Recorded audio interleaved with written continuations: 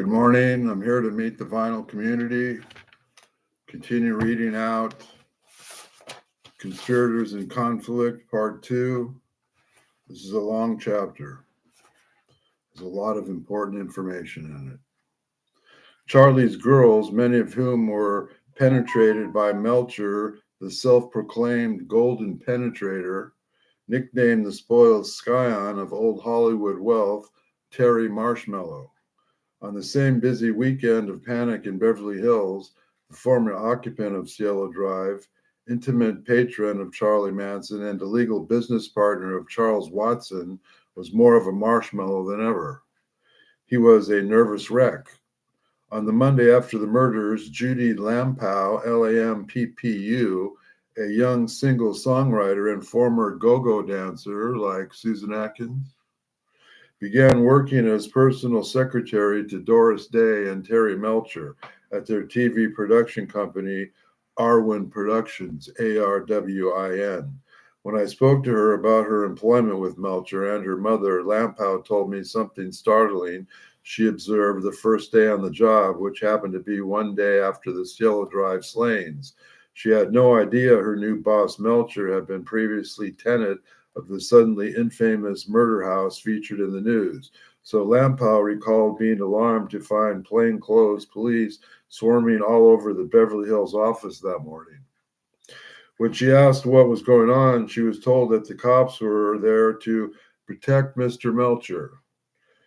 Now, if the law enforcement already made the connection to Melcher as a possible target of the murders soon after that happened, even though he'd vacated Cielo 7 months earlier, it is even remotely possible that the names of the two of the most criminally inclined people he knew, Charlie and Tex, were never brought up.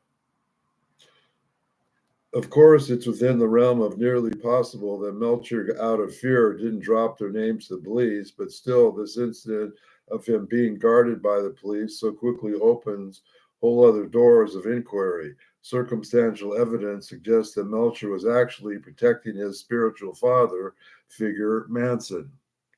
Despite their later public disavow of him as a talentless acquaintance he barely knew. And I always had a snapping suspicion that Charlie, despite the occasional vicious gripping around the record producer, also seemed to be consciously withholding some information about his former friend. I once asked Charlie if he had something on Melcher. I got something on everybody, he replied. Perhaps the answer lies in the second distributing incident Judy Lampow recounted to me in regards to Melcher, which occurred shortly thereafter. She was given a thick envelope from company executives, which they wanted her to hand deliver to Melcher. The executive specifically ordered her not to look inside the envelope. Of course she did. It held $75,000 in cash, well over $500,000 today.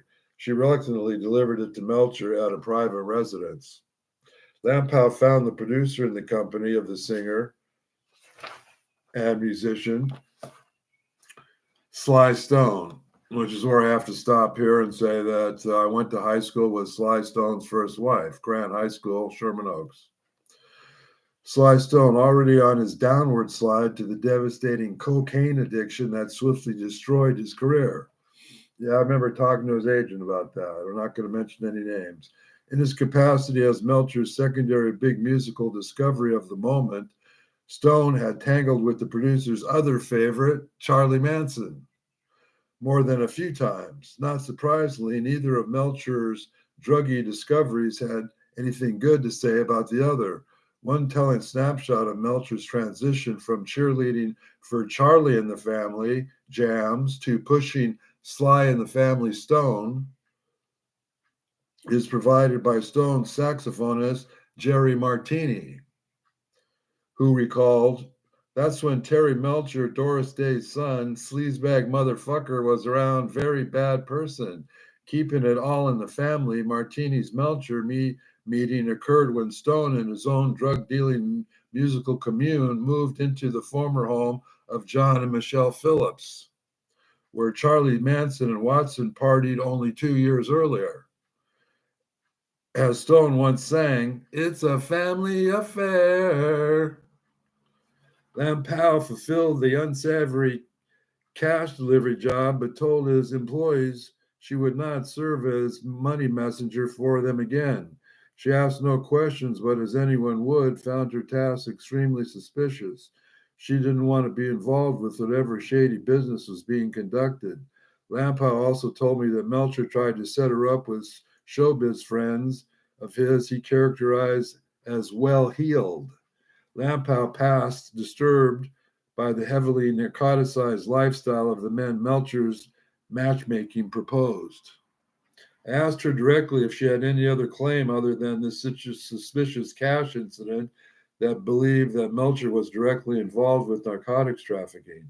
Lampau only answered with the telling non sequitur that from then on she sought to work with Doris Day rather than her son.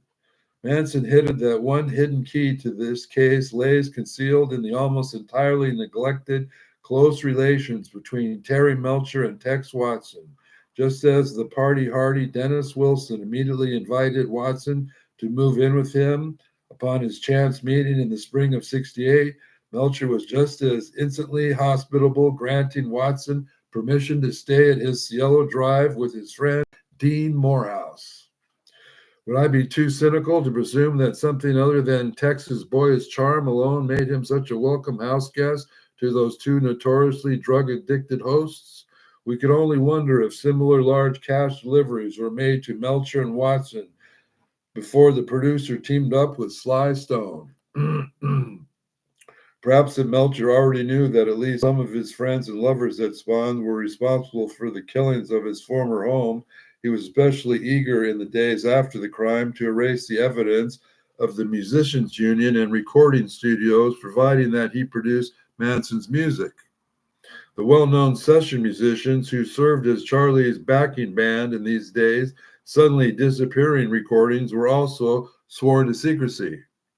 It didn't make much persuasion. They were in fear for their lives. As were many other musicians, Charlie knew who already guessed what was behind the ritualistic killings that had Angelino stocking up on guns, ammunition, and guard dogs in record numbers. Shortly after his death, practically unnoticed that it was hidden as an extra feature in the video documentary about a rock and roll band, the Byrds, session guitarist Jerry Cole was the sole Wrecking Crew player to go on the record to give a telling, if garbled, account of the Melcher-produced Manson recordings that Charlie had been telling me about for years. Roman Polanski, close friend and business partner, Gene Gutowski, a witness to the facet of the cover-up supervised by Sidney Korshak, told me that he attempted to find out more about the circumstances of the crime from Terry Melcher. He was rudely rebuffed by the producer, who had his own secrets to hide. However, in the course of his own covert effort to determine exactly how Wachowski brought disaster to Polanski's home, Grotowski did hear one telling anecdote about Doris Day's own participation in the obscuration operation. An actress Melcher was dating told Wachowski that within days of the murders, Doris Day placed a call to her former lover, Ronald Reagan. Now convincingly ensconced in the California governor's office, movie star to movie star, Day asked her ex Ronnie to intercede and prevent her naughty son from being dragged into the lurid spotlight. Its suddenly awkward associations with messianic ex-cons, meth addict, drug dealers, and Charlie's very legal hippie girls brought upon his fair head. Reagan assured Day that his old pal, Sidney Korshak, was already on it.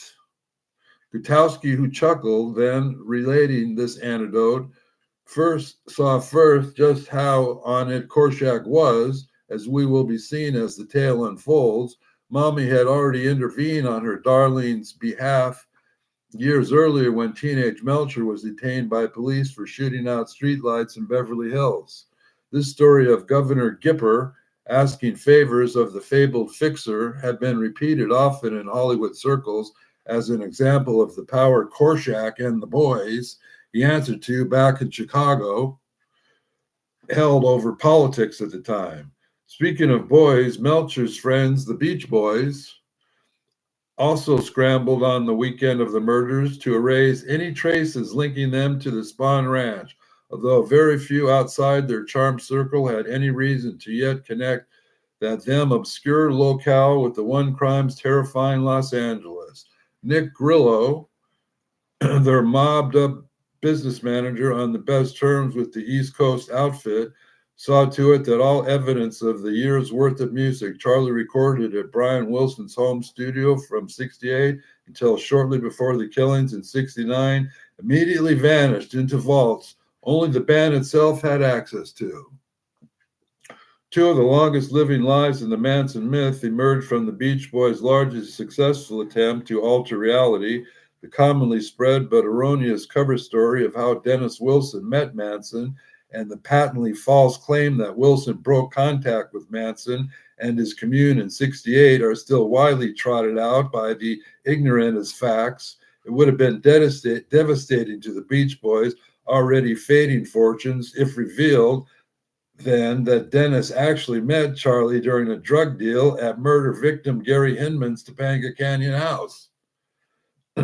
Or that in complete contradiction to the Beach Boys' claims, the drummer was an integral part of the commune who still recorded and publicly promoted Charlie's music until shortly before the murders.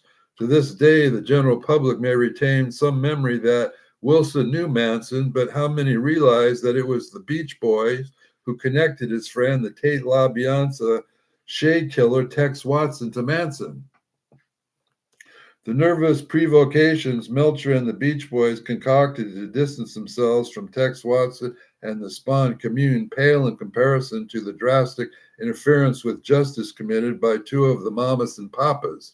On July 28, 69, one day after the murder of Gary Hinman that led to her own death within little over a week, excuse me, Sharon Tate attended an opening of the Santa Monica nightclub, the Cheetah, with her gossip columnist friend Steve Brandt, of whose own sordid end more later. Rival reporter Sue Cameron, a Hollywood Reporter columnist, witnessed Tate and Brandt arrive. Cameron described Brandt as a weaseling-looking guy, a hanger-on, a sycophant to stars who immersed himself into the lifestyle before they knew what was happening. He was writing for grade D movie productions and completely dismissed by the legitimate press. Cameron escorted her friend, the former Mamas and Papas singer, Cass Elliot, to the nightery, witnessing the moment Sharon invited Cass to drop by her home during a casual conversation at the club. Sharon's unwanted house guest, Fratowski, was already well acquainted with Elliot. That's Mama Cass. Already acquainted with Elliot, as was Manson, a frequent guest at Chez Cass. Thanks to the anomalous honesty of actor Michael Caine, we know from someone other than Manson that Tate, Sebring, and Charlie and some of the girls all attended at least one social gathering at Elliot's. So this invitation proffered by Sharon to Cass was part of a pre-existing relationship. Sammy Davis Jr. recalling visiting Cielo shortly before the murders with Cass in attendance. Remember, too, that Cass's former bandmate, John Phillips, was one of Polanski's best friends at the time, just as the erstwhile Papa-in-Chief was befriended with Dennis Wilson and Terry Melcher associations, which begged the question of how it's even remotely possible that Polanski was not at least familiar with the name of Charlie Manson. Perhaps acting in this recent invitation, Big Mama did indeed visit Cielo Drive in the early morning of August 9th, considering the fact that she already a strung out, burnt out mess. The reason Elliot came by on that particular night probably had more to do with chemical commodities on hand than merely seeking Sharon's company. Upon entering the grounds or so, she claimed Elliot saw the bloody bodies.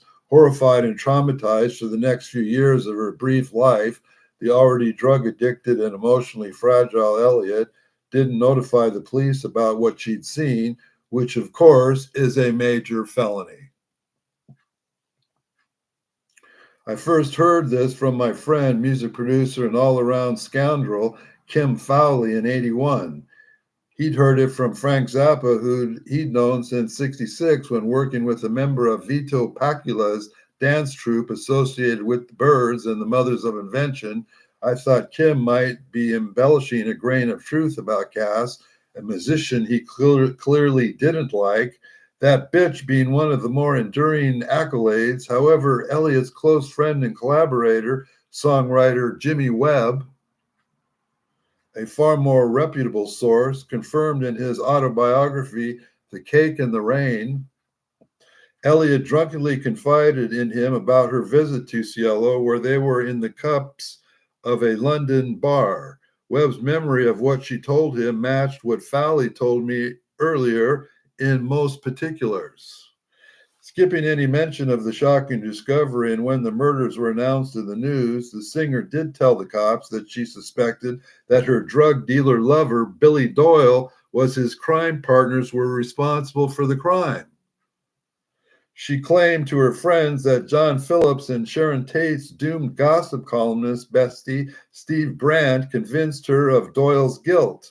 Elliot later told Sue Cameron, the same reporter mentioned above, that the sadistic Phillips, as a cruel practical joke, typical of his twisted character, eventually spitefully told the cops that Elliot herself was guilty of the murders.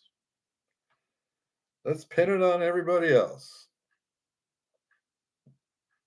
The seething psychodrama of the mamas and papas makes the Manson commune seem positively wholesome by comparison.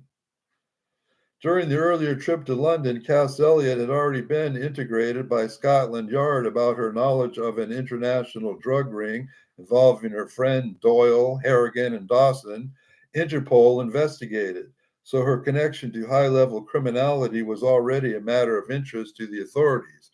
What Elliot knew about her friend Charlie Manson's involvement with the Cielo murders went with her to her early grave only 5 years later.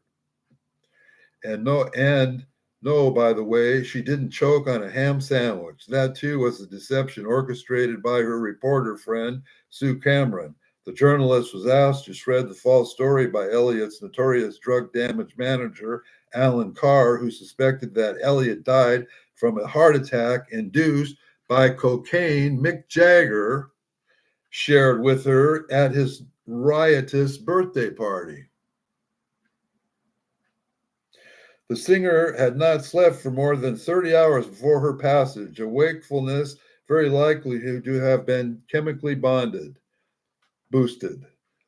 Then there in the recently unearthed, long-buried news that John Phillips also stumbled into the crime scene, a secret he also took to his grave, save for the few discreet confessions to some of the most well-known names in rock and roll industry.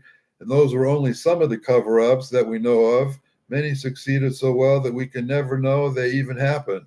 For every showbiz player who took active measures to hide the specific secrets they needed to make vanish, hundreds more simply refused to ever speak about the subject at all. Many of the music and movie stars' lies are easily to dissect since they were so undisciplined and unorganized. But among passages most accustomed to deadly secret keepings, how many obscure and unmourned organized crime figures connect to Sebring who knew too much were permanently silenced in the weeks and months after the murders? The next major wave of misleading and enduring fabrications was placed in motion by the teller of tales par excellence, Susan Atkins. Her fabricated confession to the crime said to other compromised sources, prostitute Ronnie Howard and her Madam Virginia Graham, the longtime procurers and playmates of high-ranking mob and movie power brokers, into their own scripted collusion with the cover-up. Records of what Atkins really said to these two ladies of the night remain locked in police files. Atkins, one of her prison's lovers, told me later, admitted that she was compelled to tell her tall tale to Howard Graham and others by the unspecified personage connected to law enforcement. Her letter beat to her while she languished in jail that she would be advantageous to slant her confession a certain way. Atkins made her story innumerable times, so she knows what to believe. but at least intriguing to observe that in notes taken in November 69 by an LA police officer interviewing Ronnie Howard, that Atkins is documented as completely contradicting her later grand jury testimony and other statements she made, more than by coherent cover story, was hammered out in court. Among the most notable of these early discrepancies are Atkins' claims that she did in fact enter the Waverly House and was responsible for the forklift left in Lino LaBianca. Excuse me while I get water.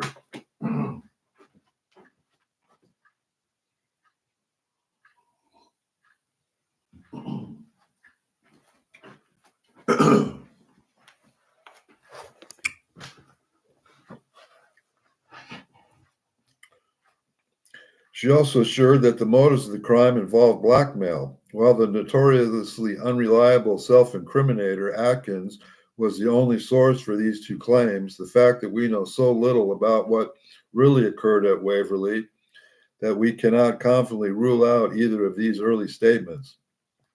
Atkins' presence in the car that Linda Kasabian drove to LaBianca's residence was enough to get her convicted for murder, but none of her co-defendants ever placed her inside the Waverly crime scene. Considering that ever-changing testimony over the years is a riddled with contradiction, as Sexy Sadie's the aspect of the mystery is one of the several dead ends of our inquiry. Within days of Atkins' enforced confession, Los Angeles District Attorney Evel Younger, fresh from supervising the courtroom cover-up of the Robert F. Kennedy assassination 1 year earlier, placed Aaron Stovitz, Stovitz, and Vincent Bugliosi on the case. Younger, a former intelligence officer in the CIA's predecessor, the OSS, and a former FBI agent, was in steady contact with his friends President Nixon and FBI Director J. Edgar Hoover. In a historically egregious abuse of justice system, Bugliosi saw to it that Atkins' court-appointed public defender was placed by his pawns, the cooperative co-conspirator defense attorneys Paul Caruso and Richard Caballero. As will be outlined in more detail, we will then have the astonishing anomaly of the prosecution guiding the defense to spread a false cover story about the crimes to the masses through the corrupt allies of the Los Angeles Times. We will explore the concerted mass propaganda effort designed to plant the false notion of random victims and to make sure no jury in California would ever acquit Charlie Manson. The instrument of this conspiracy was disguised as one of the first deliberating, misleading books on the case, the now forgotten The Killer of Sharon Tate, which preceded the more polished lie, Helter Skelter, is the first crude rendition of the official narrative. Far from defending their putative client, Atkins, her supposed defense team of Caruso and Caballero used empty promises to manipulate this lost soul, Susan Atkins, to incriminate herself to an international audience. Despite forceful public criticism from her ethical lawyers and journalists, Caruso and Caballero, with Bugliosi's hidden guidance, successfully conspired to publicly convict Charles Manson as the mastermind of the murders even before the trial began. Caruso's direct connection to at least 3 other criminals involved with Cielo Drive's underworld background makes it still respected legal legends representation of Atkins deeply suspect, a definitive answer to the crucial question of why so much effort was dedicated to scapegoating Manson in particular has never been satisfactorily answered. The last puzzle is particularly odd in that Charles told me that when he did time at McNeil's penitentiary, Frankie Carbo said, "If I ever get in trouble, call a guy named Caruso." He was helping him fixing fights going back to the 50s. The presence of the Acello associate assigned to Atkins' inexplicably high-powered legal team raised the question, was one of Caruso's tasks to assure that disinformation and distraction prevented scrutiny of any role Charlie's old mentor, Carbo, may have played in the murders. The fact that Caruso was successfully represented the perplexing figure of Joel Rostow's partner in crime and probable executioner, Gino Massaro, when he was arrested for an armed robbery, very similar to the Cielo Drive crime, is also worth pondering. It remains puzzling why Charlie spoke so openly about Carbo's purported involvement in the Waverly crimes, especially in light of his adherence to the no snitching code. It should be noted that Manson never publicly mentioned this connection prior to Carbo's death in '76. This false story, Caruso and Caballero with Bugliosi in the background, finessed the benefit of organized crime syndicates and the Hollywood elite, established the prototype of the fake Manson myth that still prevails half a century later.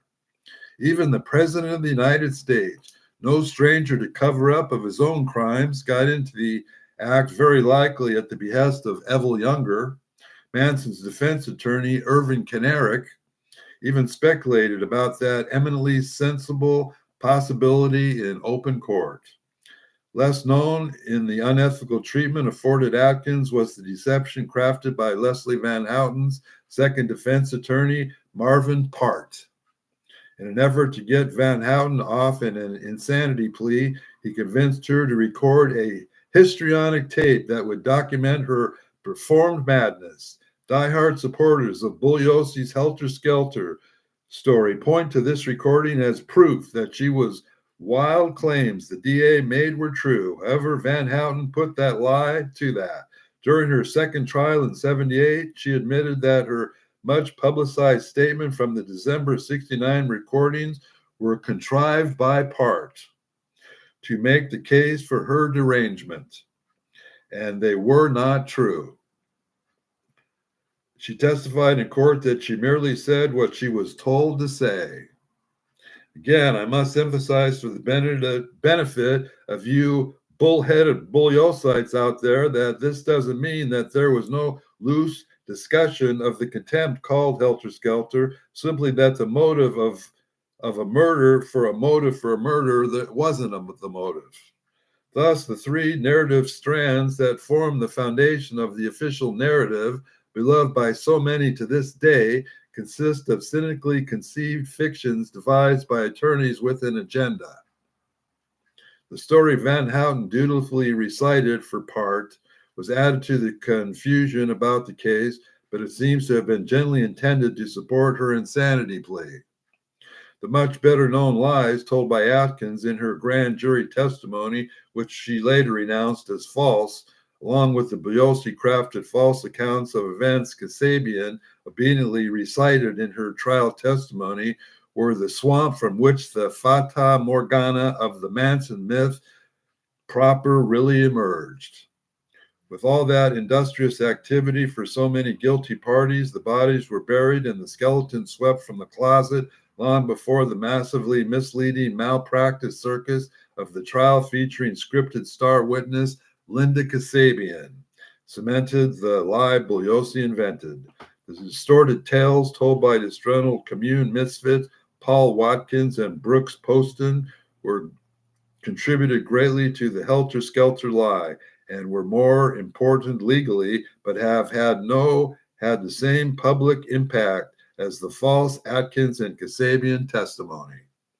The further mass mystification disseminated by Bugliosi's self-glorifying Helter Skelter book and, in our illiterate era, perhaps even more influential, TV movies hammered the last nail in truth's coffin. Helter Skelter is to the Manson case what the Warren Report is to the Kennedy killings. No wonder Bugliosi was such an admirer of the later volume. Of the eight convicted of the interconnected Hinman Tate LaBianca crimes, only Beausoleil and Manson publicly contradicted major planks of the cover stories. The rest more or less repeated the lies they were convicted on to the parole boards ever since, even as their credibility diminished with every inconsistent change in their already shaky stories. Despite the often drastic variations in their accounts of the crime, They all remain steadfast on one point. Charlie made them do it. In the years later, Atkins made some partial amends to her long history of prevarication.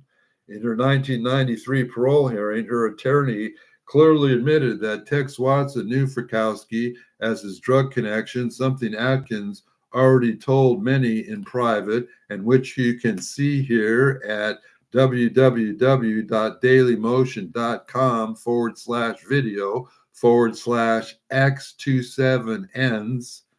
It also goes without saying that the rare emergence of the truth about the crimes in an official legal context was almost totally unnoticed, just as it had when Atkins concisely stated Kasabian's real motive during the penalty phase of the trial. And while she doesn't mention the drug burn in her little-known and literary last-minute posthumously published document, The Myth of Helter Skelter, I read it.